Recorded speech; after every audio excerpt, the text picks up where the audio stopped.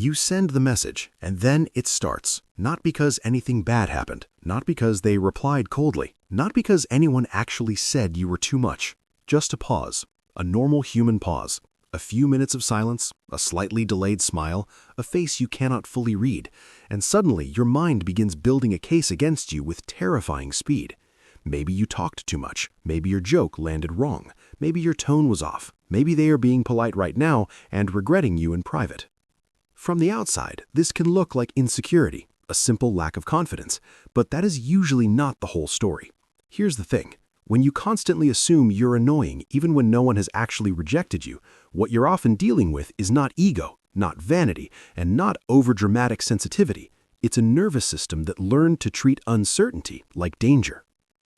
That changes everything, because now you're not just having a thought, you're having a threat response disguised as self-awareness.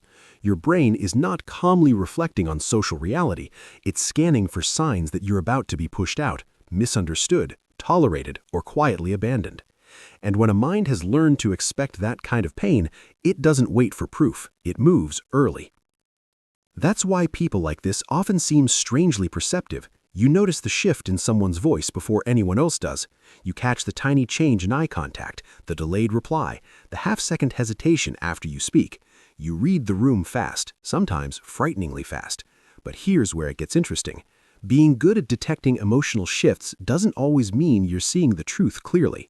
It can also mean you've been trained by experience to search for rejection with exquisite precision.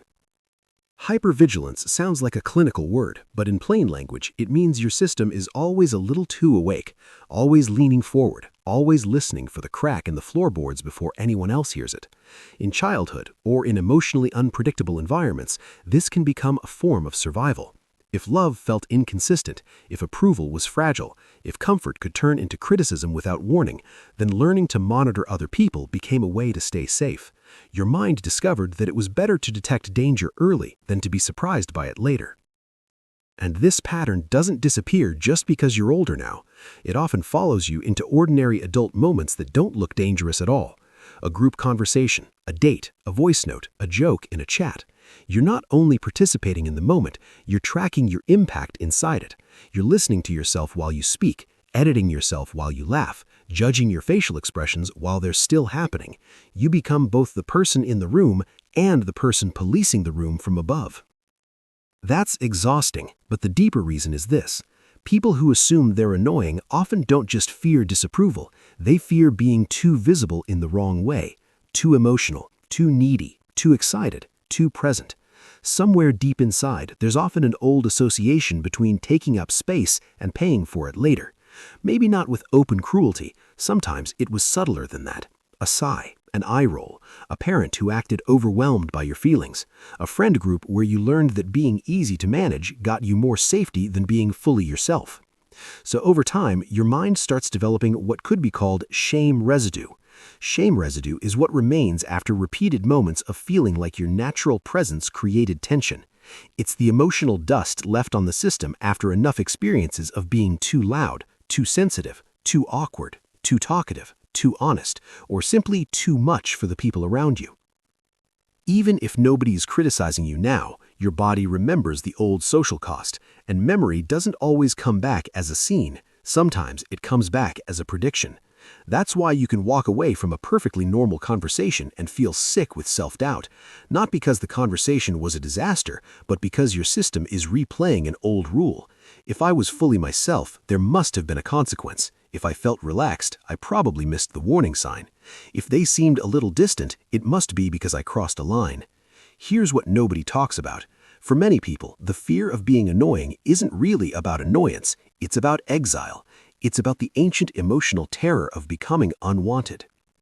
This is where the pattern gets darker, because once you start expecting rejection before it arrives, you begin behaving in ways that make connection harder. You apologize too quickly. You pull back before people get the chance to come closer. You water down your personality in real time. You send the second message in your head that says, "Never mind, I'm probably bothering you anyway." And then, because people respond to what you're showing them, they may become confused, distant, or less engaged, not because you were annoying, but because you disappeared halfway through being known. That can create a brutal loop. You sense danger, so you retreat. The retreat changes the emotional tone.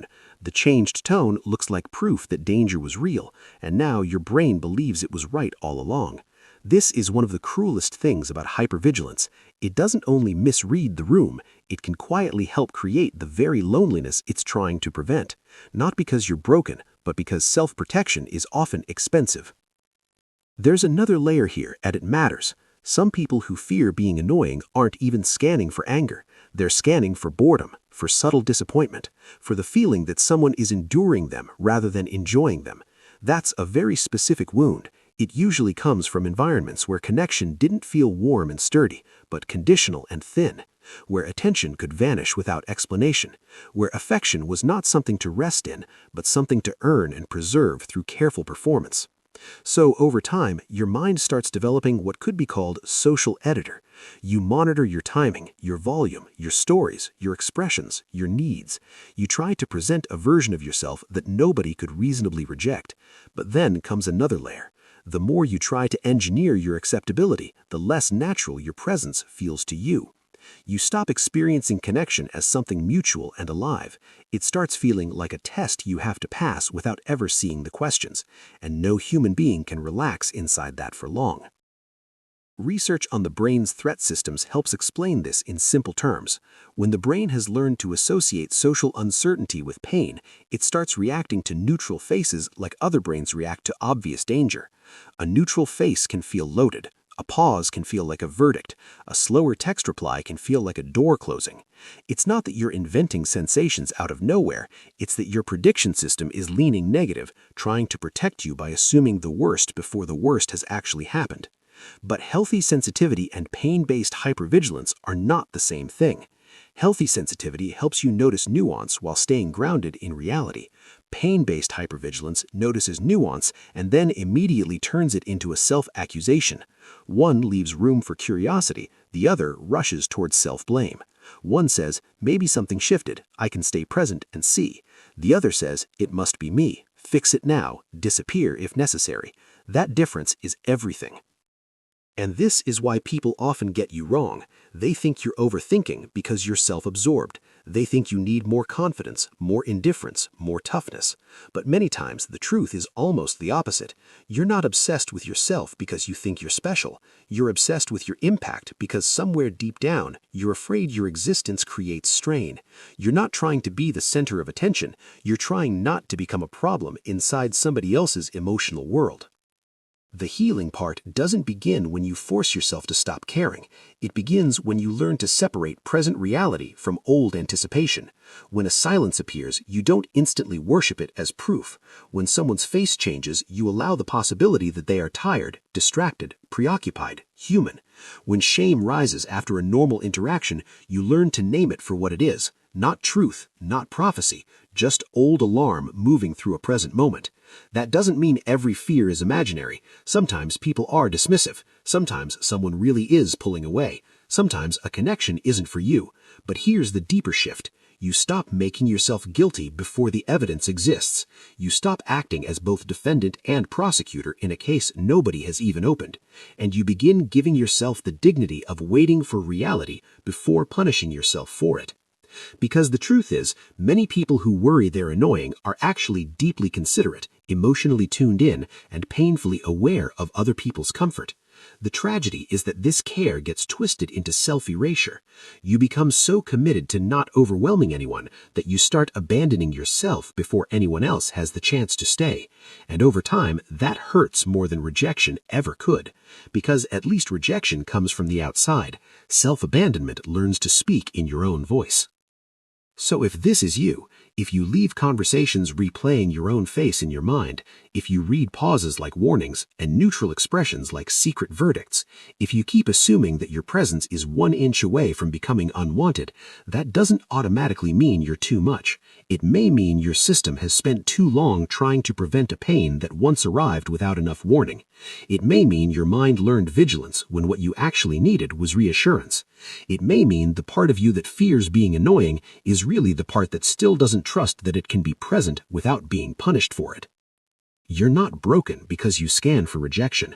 You're not weak because ordinary social moments can feel strangely dangerous. You're not secretly unbearable just because your mind keeps preparing for the possibility that other people will leave. You may simply be carrying an old emotional logic into rooms that don't always require it anymore. And once you see that pattern clearly, you can start doing something radical. You can stop asking whether you're too much for every room and start asking whether the room is safe enough for the real version of you. If this spoke to something you felt for a long time but never fully named, stay with this channel. There's more to uncover about the hidden patterns that shape how you relate, protect yourself, and carry old pain into new moments. And the next video will take you even deeper into the quiet psychological habits that look normal on the surface but reveal far more underneath.